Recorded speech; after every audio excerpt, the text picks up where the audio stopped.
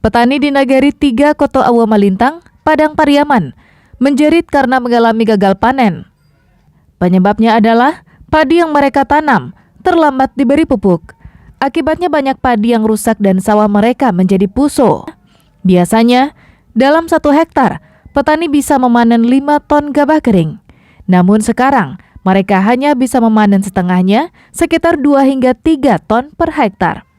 Petani mengaku mereka tak sanggup membeli pupuk non-subsidi yang harganya mencapai 700.000 per karung dengan berat 50 kg.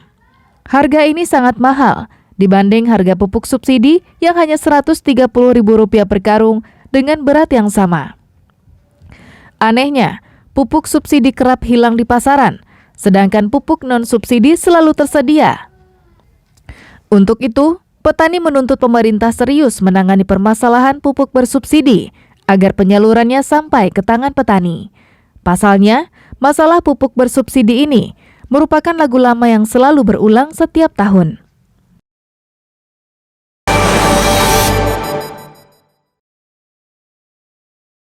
Tak mau larut dalam kesedihan, sebagian warga yang menjadi korban gempa di Pasaman Barat beberapa waktu lalu mulai merobohkan rumah mereka yang tidak layak huni.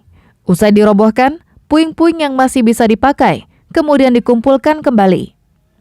Bahan-bahan yang masih bisa dipakai seperti seng, batu bata, dan kayu nantinya akan digunakan kembali untuk membangun hunian sementara atau hunian tetap.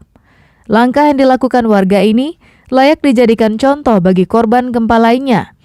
Meski pemerintah belum memberikan informasi soal bantuan rehabilitasi rumah, mereka telah berinisiatif merobohkan sendiri rumahnya, karena jika dibiarkan, maka rumah tersebut bisa rubuh sewaktu-waktu.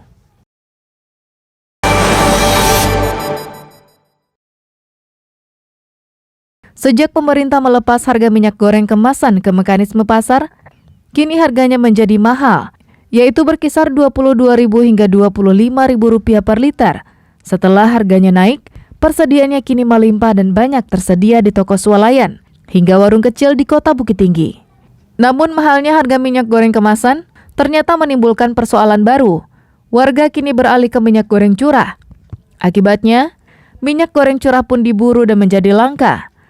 Padahal sebelumnya minyak goreng curah melimpah. Persediaan minyak goreng curah di beberapa toko dan pasar tradisional mulai menghilang. Jikapun ada, harganya juga sudah mengalami kenaikan dari semula Rp14.000 per liter menjadi Rp18.000 per liter. Menurut pedagang, distributor membatasi pembelian minyak goreng curah. Mereka hanya dibolehkan membeli 1 drum dalam sekali pemesanan.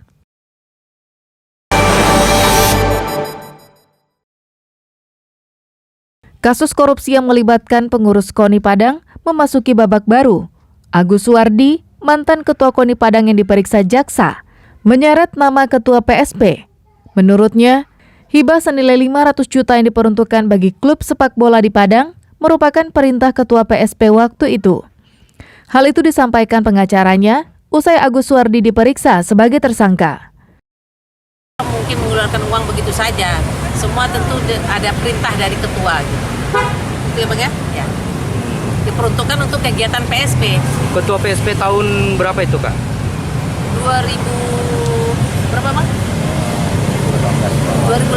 2018. Kasus korupsi dana hibah ini telah diperiksa jaksa selama 2 bulan dengan memeriksa lebih dari 50 orang saksi.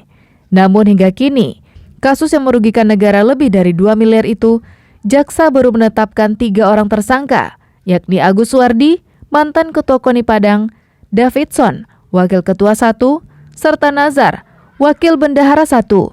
Ketiganya tidak ditahan penyidik.